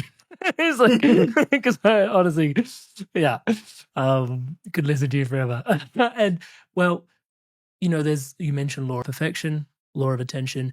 It's interesting as well because learning with and they all dovetail. I'm sure there's like this beautiful symbiosis within each of it. There's no real hierarchy, but it seems like the law of attention, the natural sort of place you start to land on the other side of that is this law of resonance on the other side of it a little bit. It's like you sort of once you've sort of moved through this, it's like, oh, knock knock, next law of resonance, because once you've started working with your attention, your resonance is now becomes this thing that you become aware of, I guess. And it's interesting because there is, like you said, a part of the book which goes into manifestation, which is interesting as well, because manifestation has space, but then you talk about how that's, yeah, but then also resonance is like this real, like this is actually how it's done. So I just wanted to afford some closing remarks and bandwidth on how attention then leads to resonance and the power of resonance to actually create the life or live the life that's most aligned. Yeah, yeah, I mean, you're absolutely right. They flow into one another, and that's because they're eternal and immutable. So, existence at its core uh, operates with certain eternal and immutable laws that are always in force. You can't escape them. They're literally part of the underpinnings of existence itself, right? And by the way, that'll be my next book. But anyway, so Awesome. when we start to understand what these things are, we start to understand how there is a way to become not just knowledgeable about them, because that's not enough, but most of us don't even know about these laws. But one, to become aware of them. And then the next thing is to embody them. And then the next thing is to harness them for your own creation, right? So when we get caught in a riptide, and I have, Kauai, right? The one thing they all tell you, all the natives say, hey, listen, RJ, if that grabs you, don't swim against it. You won't make it. Don't do it. Let the current, use the current to actually take you and release you. So we want to have knowledge, alignment, and then harness these eternal and immutable laws in order to be in alignment with the underpinnings of existence and therefore create the reality that we truly desire by working in harmony with how reality actually functions itself. So when we talk about these laws and how they all just dovetail into one another, and you can't have one without the other, and you can't escape one and then think you're only going to be dealing with one, they're always in force. But when we talk about manifestation, right? Whether it's money or health, that part doesn't matter, by the way. But whether it's money or it's health or it's love or it's friendship, who gives a shit? Those are just tweaks downstream. We manifest based upon who we are, not what we want. And this starts to put us in the right direction. So, right, so the metaphysics of this, it's very simple, right? The universe, or the ethers, the energies, however you want to say that, right? Okay, it's a existence, or the multiverse is a multi-frequential, multi-dimensional hall of mirrors designed for self-mastery. It's the greatest thing ever thought into create from my perspective, and I've been everywhere. This is the greatest thing ever invented. Okay, so that being said, this reality and all these realities in this God's multiverse is designed for everything to reflect back to you your state of being and your state of consciousness, or your state of self-realization or lack of self-realization. So what that means is whatever you're emanating, so if you want something, right? I want $1 million. I want whatever. Who cares? I want something.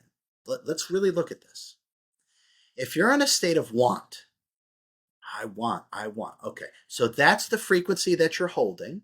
That's the frequency that you're embodying. That's the frequency that you're emanating. That's what you're broadcasting. So, what is the universe going to do with that? It's going to match and amplify wanting. Oh, so you want? Here's a fuck shit ton of wanting. Here's what it's like, not the manifestation of what you desire, my friend. Because you're not emanating the frequency of the manifestation, you're emanating the wanting. So if we stay in a state of wanting, all you'll ever get is more wanting. The universe will show you endless things of wanting, but not having, not possessing, not embodying. Now, just this as an example will start to turn most of the bullshit teachings that are on this planet currently about manifestation and will put us in the direction of true metaphysics, how metaphysics actually work, right? You must embody that aspect of yourself. We can't manifest anything that we are not already the embodiment of. Just let that land. We cannot manifest anything that we are not already the embodiment of. So we must be emanating and embodying that specific frequency. Now, if we can't emanate, if we can't manifest anything that we are not already the embodiment of, if we go deeper, that means that we already are the emanation of all the manifestations of all of our desire, meaning our desire and its manifestation are not separate, meaning they're actually one thing. It's our conditioned mind that separates them and makes it conditional. So, in other words, it separates desire from the manifestation and makes the manifestation conditional based upon beliefs, concepts, ideologies, the economy, this, that. I have to have this first. I have to have that. This has to be lined up. This has to be lined up. I have to do this and this and this. Bullshit. This is a lie. This is a metaphysical lie. Desire and manifestation are not separate. So when we have a desire, we have to realize that all I desire is given. And now we embody that. And now you can throw logic and linearity out the door. Now it's not about this process. It's not. Now this is how instantaneous manifestation can actually occur. And I talk about this in my classes. I've talked about things that have occurred with me and with students. And I'm talking about real instantaneous manifestation, including wealth, including health. I don't care what it is. The love of your life walks into the room the next day. I mean, this is how you do it. They're not separate. So you must embody the frequency. You must embody that aspect of yourself. And then you can forget the process. Forget the how. The how is none of your business. When you emanate that, the universe will match and amplify. And then you don't go through this process. There isn't this wishing and wanting and hoping and praying. And let me get my vision boards out and affirm and affirm and affirm. All this other. I mean, this is childish. I mean, this is not how metaphysics work, right? So we manifest based upon who we are, period. Period. Period. We don't need to complicate it. And we don't need to separate the desire and the manifestation because they're not separated. Remember, the conditioned mind makes the manifestation conditional. Just let that land for a second. The conditioned mind makes the manifestation of the desire conditional, and it puts all these things in the way. Okay, so I'll be able to get married once I have enough money, and then once I have this, and I'll find the right person once I have this one. Or I'll make all this money once the economy gets better, and once I have the right contacts, and once I have the right marketing plan, and then I mean, just see what we're doing. It actually works the opposite. It literally works the opposite. If anybody takes anything away from all that I just rambled, we manifest based upon who we are, not what we want. And that alone will start to change everything for everybody.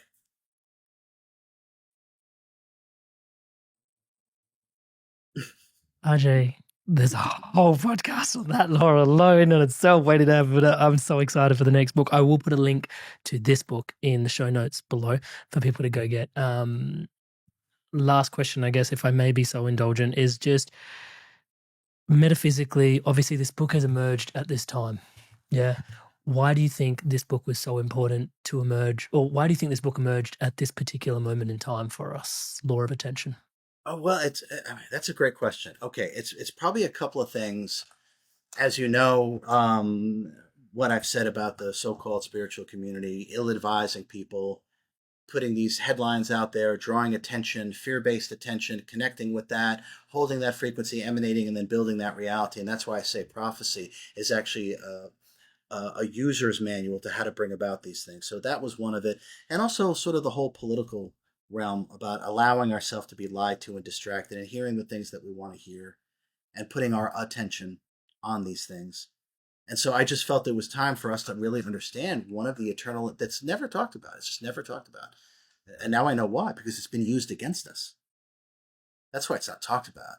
So uh, I feel I'm responsible to to break the matrix into tiny million fucking little pieces. And so one way to do that is to understand the law of attention, because all the power is in our attention, because where your attention goes your energy flows, and where your energy flows it grows. It's that simple. It's not more complicated. It's not more complicated. So we put our attention on what it is that we want to grow. We want to grow our relationship with our husband, our wife. We want to grow our relationship with our kids. We want to grow our relationship with our business. We want to grow our relationship with ourself, our relationship with our God. Put your attention on it. It's that simple.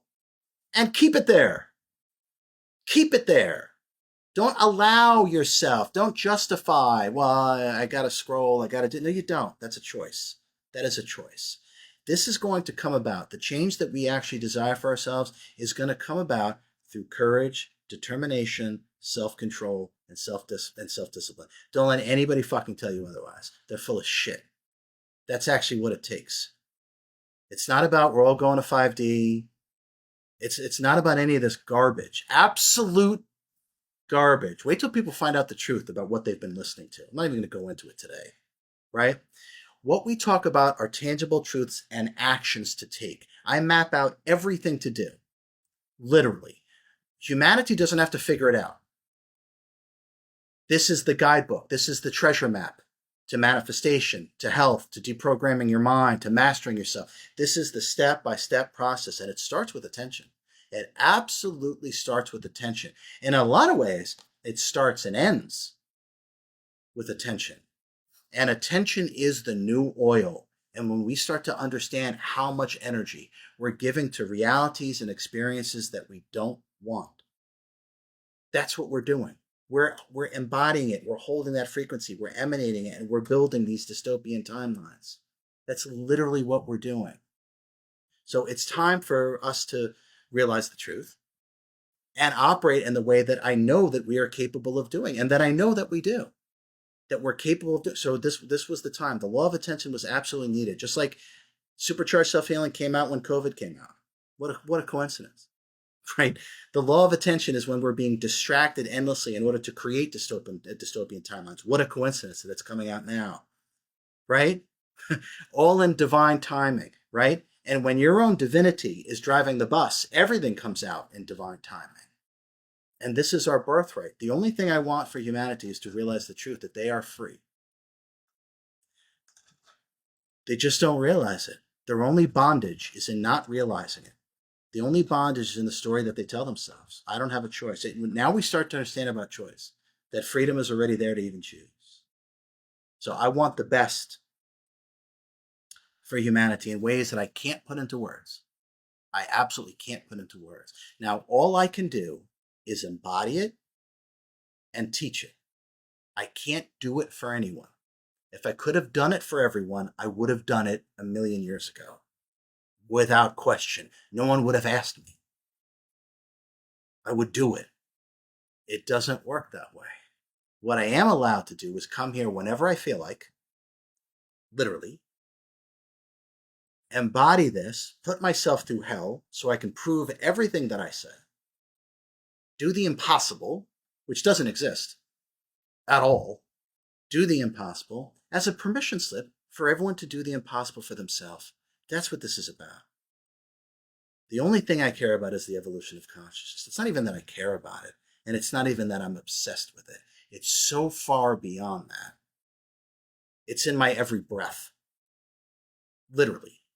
So the law of attention comes out at the absolute paramount time. Get the book and utilize the teachings. Watch what happens to your life. Put them into practice. This isn't information.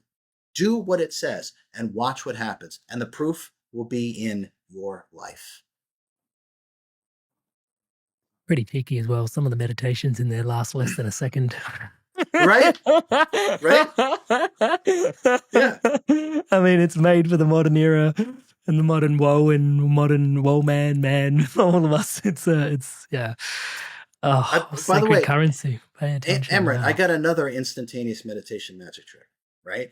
So we know some of those, right? Pretend you just arrived here, no past, no future, right? There's another one that we can all use. So every time a thought pops in, just say, not now. Oh. And watch the thought just disappear.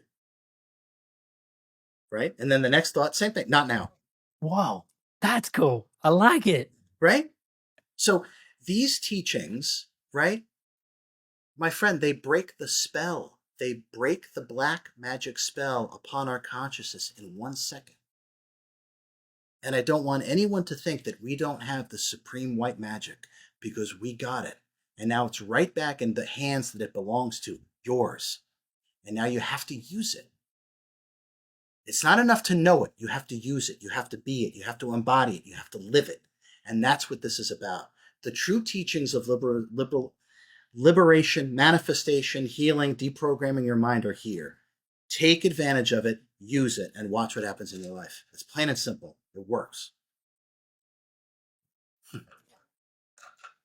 Pay attention. Sacred currency. RJ Spina. Touch wood. Brother. I mean, yes, thank you so much for this podcast, for the book, for the work that you're doing. And as you know me, grateful for you, brother. Thank you so much for you, the way who you are, what you do, the work you do in the world. And yeah, I mean, I'm just really grateful for you, man. But obviously, thank you for your time and energy. Like you said, you don't do podcasts anymore. So that honestly means a lot to me.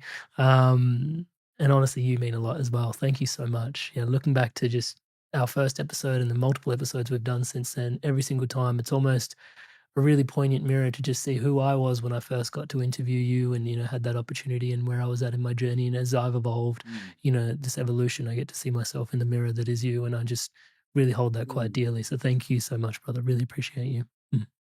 Oh, Amrit, I felt that, and you're most welcome. You're most welcome. As I said, I don't do podcasts anymore for a reason, but I'll do yours. Just continue to be authentic. Continue to, and that's why we're talking, because you're not full of shit. So, to put it bluntly, you're not.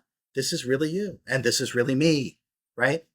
So just continue that, and this certainly won't be our last conversation. And it's always a lot of fun. You and I have a lot of fun when we talk. So it was my pleasure. I feel like it might be a bit too much fun, given the topics that we cover. But yeah. Thank you for your blessings. Thank you, my friend. I appreciate it. I appreciate it very much. Until next time. Thank you. Thank you, buddy.